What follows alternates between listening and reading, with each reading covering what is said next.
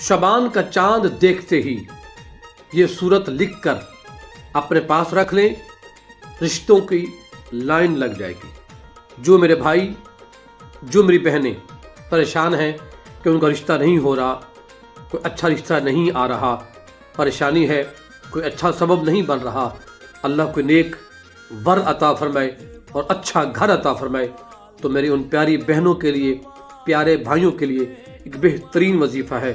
शबान के चांद निकलते ही आपने इस सूरत को लिख कर अपने बाजू में, गले में या अपने पॉकेट में, जेब में या अपने पास रख लें, तो इंशाअल्लाह अल्लाह पाक ऐसे रिश्ते अता फरमाएगा, पाकीज़ा रिश्ते अता फरमाएगा कि आप चॉइस करने में भी सोचेंगे किसको हाँ करें, किसको इनकार करें। तो इंशाअल्लाह अमल करेंगे, बहुत फ़ायदा होगा। आपने सूरह वद्दुहा वल्लैलि इज़ा सजा, इसको आपने लिख कर कागज़ पर अपने पास रख लेना है।